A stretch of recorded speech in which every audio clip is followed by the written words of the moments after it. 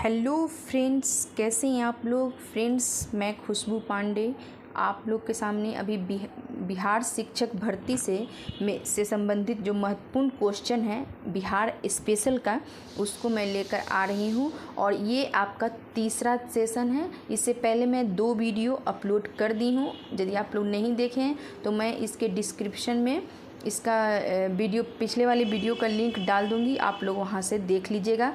ये आपका बिहार शिक्षक भर्ती से संबंधित जो क्वेश्चन है, जहाँ पे बिहार स्पेशल सिर्फ, ठीक है फ्रेंड्स, सिर्फ बिहार स्पेशल के अंतर्गत जो पूछा जाएगा वो क्वेश्चन है।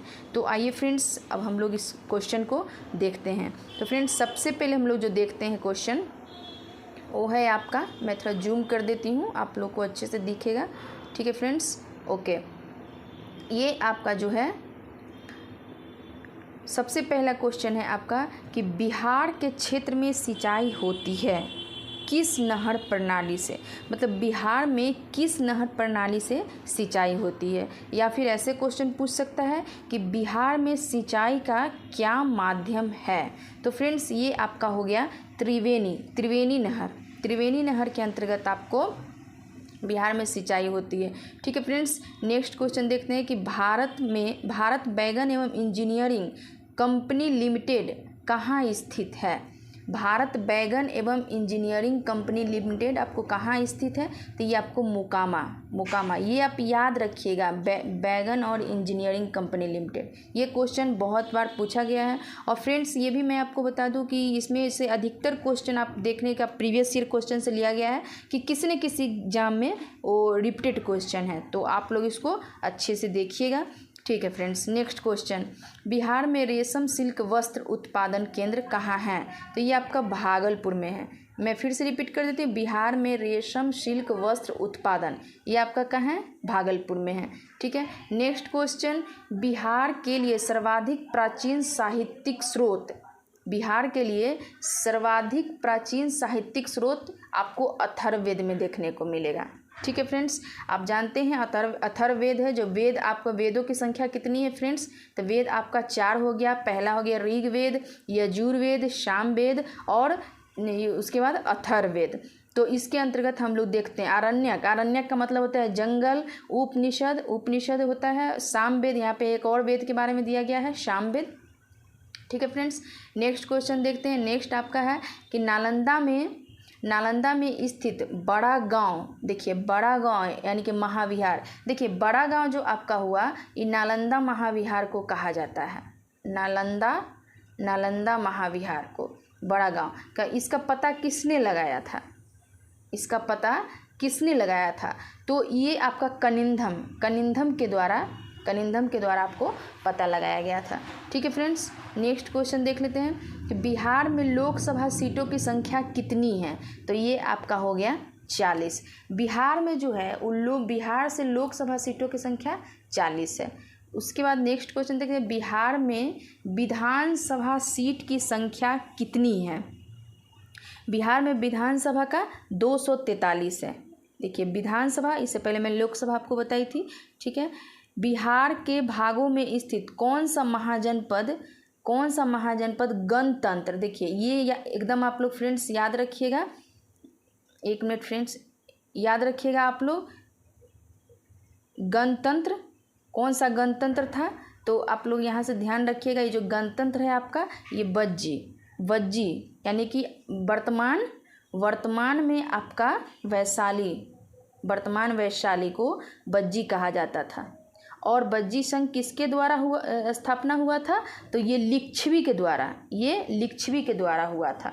ठीक है, और मगध जनपद था जो बहुत ही उस समय का सबसे शक्तिशाली जनपद हुआ करता था। और अंग की राजधानी थी चंपा। ठीक है फ्रेंड्स, आइए नेक्स्ट क्वेश्चन हम लोग देखते हैं। नेक्स्ट आपका जो है कि महावीर स्वामी ने अपना अंतिम उपदेश दिया था। महावीर स्वामी ने अपना अंतिम उपदेश कहाँ दिया था। तो इन्होंने पावापुरी में दिया था और यहीं इनकी निर्वाण की भी प्राप्ति हो गई थी। और इनका जन्म जो हुआ था वो वैशाली के कुंडग्राम में इनका जन्म हुआ था। कुंडग्राम में हुआ था। ठीक है फ्रेंड्स, आइए नेक्स्ट क्वेश्चन देखते हैं कि बिहार का क्षेत्रफल बिहार का क्षेत्रफल कितना है? बिहार का क्षेत्रफल लगभग 94,163 वर्ग किलोमीटर। आप इसको एकदम याद रखिएगा, ये VBI क्वेश्चन एकदम पूछता ही है, ठीक है। Next question, Bihar socialist party, ये क्वेश्चन भी बहुत बार पूछा गया है। मैं आपको पहले ही बताई कि इसमें बहुत क्वेश्चन आपका रिपीटेड क्वेश्चन है, जो बिहार से संबंधित जितने भी एग्जाम अभी तक हुए हैं सब में कहीं ना कहीं क्वेश्चन पूछा गया है, आपके लिए बहुत महत्वपूर्ण है फ्रेंड्स, ठीक है। नेक्स्ट देखते हैं कि बिहार सोशलिस्ट पार्टी के संस्थापक कौन थे? तो ये आपको हैं जयप्रकाश नारायण बिहार सोशलिस्ट के संस्थापक थे। और ये कहाँ के रहने वाले थे? तो ये आपको बिहार के रहने वाले थे। चलिए नेक्स्ट क्वेश्चन हम लोग देखते हैं, बिहार का मुख्य खाद्यान्न फसल क्या है? तो आपको चावल है। दूसरा गेहूँ, ये दूसरा आता है गेहूँ, ठीक है। नेक्स्ट देख लेते हैं, हर्यक वंश के उपरांत बिहार पर किस वंश की सत्ता स्थापित हुई थी? तो हर्यक वंश के बाद फ्रेंड्स शिशुनाग वंश, हर्यक वंश के बाद शिशुनाग वंश के बाद नंद वंश के बाद मौर्य वंश। तो ये आप लोग याद रखिएगा, शिशुनाग के बाद नंद के बाद मौर्य वंश, ठीक है। नेक्स्ट क्वेश्चन देखते हैं हम लोग, बिहार के किस शासक ने वैशाली को भी अपना राजधानी बनाया? मगध के किस शासक ने वैशाली को अपना राजधानी बनाया? यहाँ थोड़ा सा क्वेश्चन जो प्रिंट हुआ है, लिखा गया थोड़ा सा अलग टाइप का है कि इसमें चलिए देख लेते हैं कि यहाँ क्वेश्चन है आपका कि मगध के किस शासक ने वैशाली को राजधानी बनाया था? तो ये कालाशोक ने वैशाली को राजधानी बनाया था। और इसका पुत्र तो जो था फ्रेंड नागदशक, और इसके द्वारा फिर से मतलब कि राजधानी का परिवर्तन किया जाता है, ठीक है फ्रेंड्स। आइए क्वेश्चन नंबर 15 देखते हैं कि जैन धर्म के 23वें तीर्थंकर कौन थे? तो ये आपको पार्श्वनाथ थे, ये जैन धर्म के 23वें तीर्थंकर थे। महावीर जो थे आपके वो 24वें तीर्थंकर थे, ठीक है। उसके बाद अरिश ने भी ये 22वें तीर्थंकर थे, और ऋषभ देव ये प्रथम तीर्थंकर थे, ठीक है फ्रेंड्स। आइए नेक्स्ट देखते हैं कि बौद्ध धर्म के संस्थापक कौन थे? गौतम बुद्ध ने गृह त्याग के उपरांत सबसे पहले कहाँ गए थे? तो ये वैशाली गए थे। कितने वर्ष में गृह त्याग इन्होंने किया था? तो 29 वर्ष में, ठीक है। 29 में गृह त्याग की घटना को क्या कहा जाता है इनका? तो इनके गृह त्याग की घटना को महानिष्क्रमण के नाम से जाना जाता है, ठीक है फ्रेंड्स। आइए नेक्स्ट क्वेश्चन देखते हैं, प्रसिद्ध बौद्ध सारिपुत्र का जन्म हुआ था? प्रसिद्ध बौद्ध जो था भिक्षु सारिपुत्र, इसका जन्म नालंदा में हुआ था, ठीक है। नेक्स्ट क्वेश्चन, महाभारत तथा पुराणों के अनुसार मगध का सर्वप्रथम राजवंश था? तो महाभारत तथा पुराणों के अनुसार मगध का सर्वप्रथम राजवंश था वो बृहद्रथ था। बृहद्रथ के बाद आया हर्यक के बाद आपको शिशुनाग के बाद आपको नंद के बाद आपको मौर्य, ठीक है। नेक्स्ट क्वेश्चन देखते हैं, मगध जनपद का संस्थापक कौन था? मगध जनपद का संस्थापक बृहद्रथ और जरासंध था, ठीक है। नेक्स्ट क्वेश्चन देखते हैं कि मगध साम्राज्य का वास्तविक संस्थापक कौन था? तो ये आपका बिंबिसार था फ्रेंड्स। बिंबिसार और बिंदुसार, इसमें आप लोग कंफ्यूज नहीं कीजिएगा। बिंबिसार जो था वो हर्यक वंश का संस्थापक था, जबकि बिंदुसार जो था वो मौर्य वंश का था, ठीक है friends. Next question 21 number question देखते हैं कि पाटलिपुत्र नगर की स्थापना किस शासक ने किया था? तो ये उदयन के द्वारा सबसे पहले पाटलिपुत्र का स्थापना किया गया था, ठीक है। अजातशत्रु को कुनिक के नाम से भी जाना जाता है, और बिंबिसार आपका हर्यक वंश का संस्थापक था। नागदशक जो था वो शिशुनाग वंश का था, कालाशोक का पुत्र था। यूनानी दूत मेगास्थनीज मेगस्थनीज किसके, देखिए यहाँ दरबार होगा तो दरबार में पाटलिपुत्र आया, तो ये आपको चंद्रगुप्त मौर्य के दरबार में आपको मेगस्थनीज आया था। और मेगस्थनीज के द्वारा एक बुक लिखा गया था जिसे इंडिका के नाम से जाना जाता है, जिसे इंडिका के नाम से जाना जाता है। इसमें मगध के समाज के बारे में व्याख्या किया गया है। ठीक है फ्रेंड्स, नेक्स्ट क्वेश्चन देखते हैं कि बिहार का पहला रेल सड़क पुल राजेंद्रपुर जो 2 जिलों यानी कि 2 जिलों को जोड़ता है, ये आपका बेगूसराय और पटना को जोड़ता है। ये राजेंद्र पुल जो है वो बेगूसराय और पटना को जोड़ता है।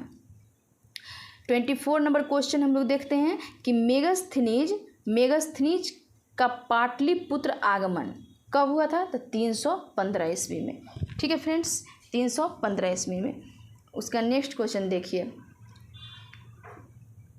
किससे मुक्ति दिलाने के कारण चंद्रगुप्त मौर्य को भारत का मुक्तिदाता, याद रखिएगा, भारत का मुक्तिदाता कहा जाता है, तो यूनानियों से चंद्रगुप्त मौर्य ने मुक्ति दिलाया था। ठीक है, चंद्रगुप्त मौर्य के समय ही सिकंदर का आगमन होता है, ये सिकंदर का समकालीन था। ठीक है फ्रेंड्स, आपको यदि प्राचीन भारत से आपको वीडियो देखना है तो आप मेरे चैनल पे जाके देख सकते हैं। अभी तक मैं वहाँ पे जैन महाजनपद तक मैं पढ़ा चुकी हूँ, तो आप चाहे तो उस वीडियो को देख सकते हैं, वहाँ से आपको समझ में ज़्यादा आएगा। ठीक है फ्रेंड्स, चलिए नेक्स्ट क्वेश्चन देखते हैं कि चंद्रगुप्त मौर्य के बाद मौर्य शासक कौन बना, तो ये बिंदुसार। देखिए फ्रेंड्स, मैं आपको थोड़ी देर पहले बताई थी कि बिंबिसार और बिंदुसार ये जो था ये चंद्रगुप्त का क्या था, पुत्र था। चंद्रगुप्त मौर्य का पुत्र था बिंदुसार। और ये जो बिंबिसार था फ्रेंड्स, ये हर्यक वंश का संस्थापक था और इसके पुत्र का नाम था अजातशत्रु और ओदेन। ठीक है, नेक्स्ट क्वेश्चन 27 नंबर क्वेश्चन देखते हैं कि बिहार से प्राप्त होने वाले अशोक के स्तंभ लेख नहीं हैं। देखिए, अशोक के स्तंभ लेख नहीं हैं, तो ये कौन नहीं है, रुम्नीदेई। ये रुम्नीदेई नहीं है क्योंकि ये खरोष्टी लिपि में है और ये यहाँ पे नहीं मिला है। ठीक है, तो ये लोरिया अरेराज ये बिहार में है, लोरिया नंदनगढ़ बिहार में है, रामपुरवा ये सब आपको बिहार में है। ठीक है, नेक्स्ट क्वेश्चन देखते हैं। मौर्यकालीन यक्षिणी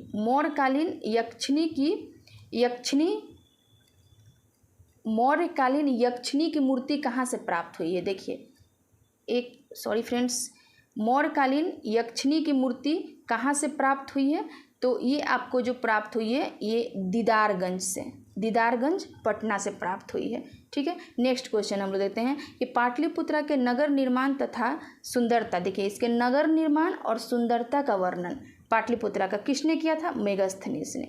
ठीक है, मेगस्थनीज कब आया था, 315 ईसा पूर्व में। मेगस्थनीज कब किसके शासनकाल में है, तो चंद्रगुप्त मौर्य के शासन में। मेगस्थनीज का पुस्तक का क्या नाम है, तो इंडिका। इस तरह से फ्रेंड्स आप लोग याद कर लीजिएगा, क्वेश्चन आपका नहीं छूटेगा, बिहार से संबंधित क्वेश्चन आपका नहीं छूटेगा। मैं इतना क्वेश्चन आपको करवा दूंगी बिहार से संबंधित जो आपका क्वेश्चन नहीं छूटेगा। ठीक है फ्रेंड्स, आप सिर्फ ध्यानपूर्वक देखिए। किस शासक ने स्वांग को लिच्छवी दोहित्र कहा, तो ये समुद्रगुप्त। अजातशत्रु के बारे में कहा गया कि ये कुनिक कहा जाता है इसको, और ये चंद्रगुप्त सेकेंड, जिसको सेकेंड मान लीजिए द्वितीय, चंद्रगुप्त द्वितीय को विक्रमादित्य के नाम से भी जाना जाता है। ठीक है फ्रेंड्स, आइए नेक्स्ट क्वेश्चन देखते हैं। बिहार का उत्तर से दक्षिण, देखिए उत्तर से दक्षिण जो लंबाई है 345 किलोमीटर है। ठीक है, अब आप लोग मैप तो आप लोग जानते ही होंगे, ये हो गया आपका नॉर्थ, ये हो गया साउथ, ये हो गया आपका वेस्ट और ये हो गया ईस्ट। तो ये आपका उत्तर से दक्षिण जो इसका है लंबाई, ये आपको 345 किलोमीटर है। ठीक है फ्रेंड्स, उसके बाद आपको पश्चिम से पूरब जो लंबाई है ये आपका 483 किलोमीटर है। ये ऑप्शन क्वेश्चन नहीं है, लेकिन मैं आपको यहाँ पे बता देती हूँ। और बिहार का क्षेत्रफल जो है आपका 94,163 वर्ग किलोमीटर। ये क्वेश्चन मैं आपको अभी थोड़ी देर पहले बताई हूँ। ठीक है फ्रेंड्स, आइए नेक्स्ट क्वेश्चन देखते हैं। क्षेत्रफल की दृष्टि से क्षेत्रफल की दृष्टि से बिहार का सबसे छोटा जिला कौन सा है? तो ये आपका हो गया शिवहर। देखिए फ्रेंड, शिवहर जो है आपका वो सीतामढ़ी के पास है, एकदम छोटा सा जिला है शिवहर। और शिवहर से थोड़ा सा बड़ा जिला है आपका शेखपुरा, यानी शेखपुरा के बाद सबसे लास्ट में शिवहर ही आता है। चलिए नेक्स्ट क्वेश्चन, बिहार का वह जिला जिसकी सीमा बिहार और उत्तर प्रदेश दोनों से मिलती है, तो ये आपका पश्चिमी चंपारण हुआ। ये बिहार और उत्तर प्रदेश दोनों से मिलती है इसकी सीमा। ठीक है फ्रेंड्स, बिहार और उत्तर प्रदेश दोनों से इसकी सीमा मिलती है। बिहार और उत्तर प्रदेश दोनों से पश्चिमी चंपारण की सीमा मिलती है। ठीक है, नेक्स्ट क्वेश्चन देखते हैं कि बिहार का सर्वोच्च श्रृंग कौन सा है? तो ये आपका हो गया सोमेश्वर श्रेणी।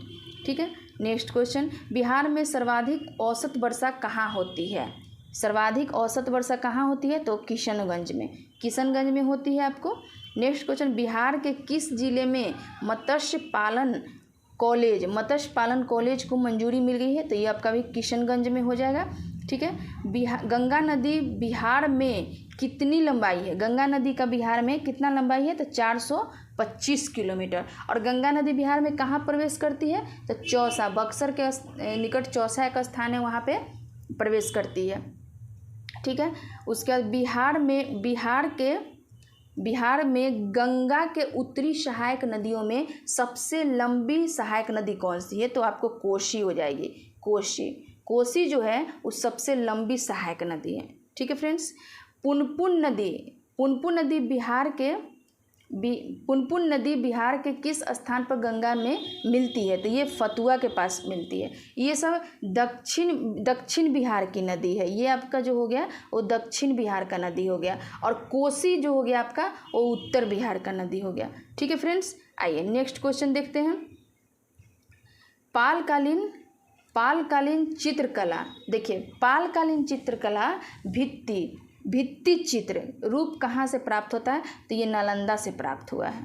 ठीक है, क्वेश्चन नंबर 41 हो गया आपका। 41 जो क्वेश्चन है आपका कि पटना स्वदेशी लीग, देखिए ये क्वेश्चन भी आप देखे होंगे, प्रैक्टिस सेट यदि बनाते होंगे आप लोग तो क्वेश्चन आपको इसमें बहुत सारा आपका क्वेश्चन टैली हो रहा होगा कि सब प्रीवियस ईयर क्वेश्चन है आपका, इसलिए मैं प्रैक्टिस सेट यहाँ पे दे रही हूँ आपको, ताकि आपको क्वेश्चन रिपीटेड होता है, बिहार में बहुत क्वेश्चन रिपीटेड होता है, आपको यहाँ से फ़ायदा मिलेगा इस वजह से।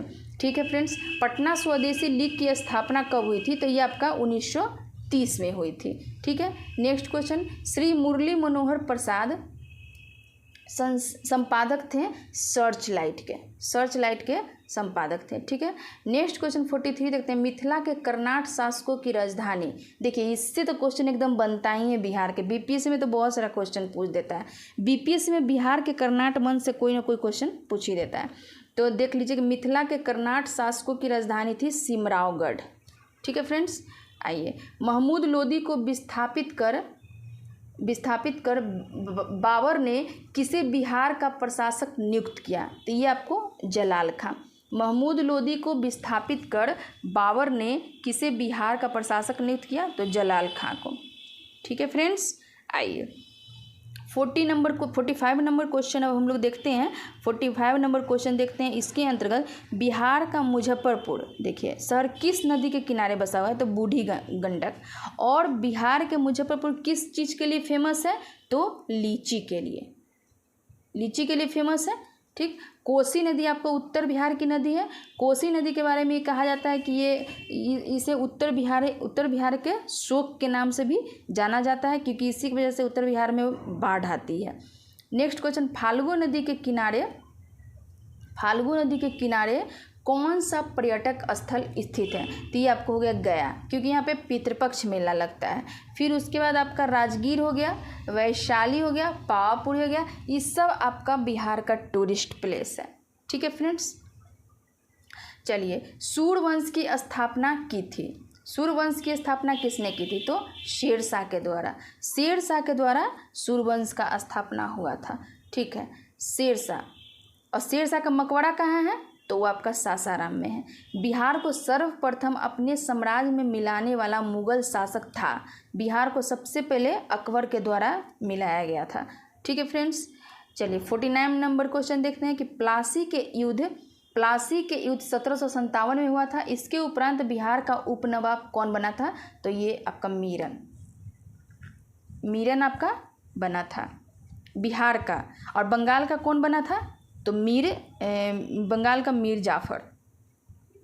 चलिए लास्ट क्वेश्चन अब हम लोग देखते हैं। लास्ट और अंतिम क्वेश्चन आपका है 50 नंबर की ईस्ट इंडिया कंपनी को बंगाल, बिहार और ओडिशा में दीवानी जो प्राप्त हुई थी किसके द्वारा? तो शाह आलम द्वितीय। ये मुगल शासक थे शाह आलम द्वितीय। इनके द्वारा बक्सर के युद्ध में जब तीनों लोग बक्सर के युद्ध में शाह आलम द्वितीय, मीर कासिम, ठीक है, और इलाहाबाद के शासक हार हो जाती है, तो उस समय ईस्ट इंडिया कंपनी को बंगाल, बिहार और ओडिशा की दीवानी प्राप्त हो जाती है।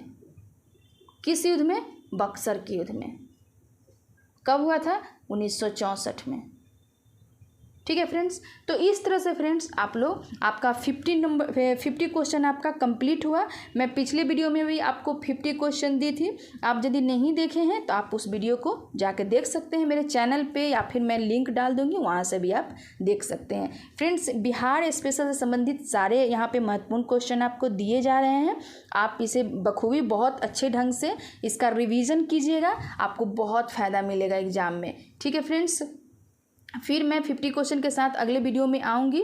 और आपको फ्रेंड्स यदि एंशिएंट हिस्ट्री से कोई अगर आपको देखना है वीडियो, यदि आपको लगता है कि इसमें मेरा डाउट है, तो आप मेरे चैनल पे जाके देख सकते हैं, आपका डाउट क्लियर हो जाएगा। हमें बहुत ईजी तरीक़ा से पढ़ाया गया है, आप उसे अच्छे से देख सकते हैं। ठीक है फ्रेंड्स, तो आज के लिए इतना ही। फिर मैं नेक्स्ट वीडियो में आपसे मिलती हूँ। और फ्रेंड्स यदि आप अपने चैनल को सब्सक्राइब नहीं किए हैं तो सब्सक्राइब कर लीजिए और बेल आइकन पे क्लिक कर लीजिए, क्योंकि मैं जो भी आपको प्रैक्टिस सेट, इसके बाद भी बिहार स्पेशल, फिर मैं हिस्ट्री और साइंस का भी मैं लेकर आऊँगी, तो आपको सारे नोटिफिकेशन मिलते रहेंगे। तो इसके लिए आप बेल आइकन पे क्लिक कर लीजिए, सब्सक्राइब कर लीजिए।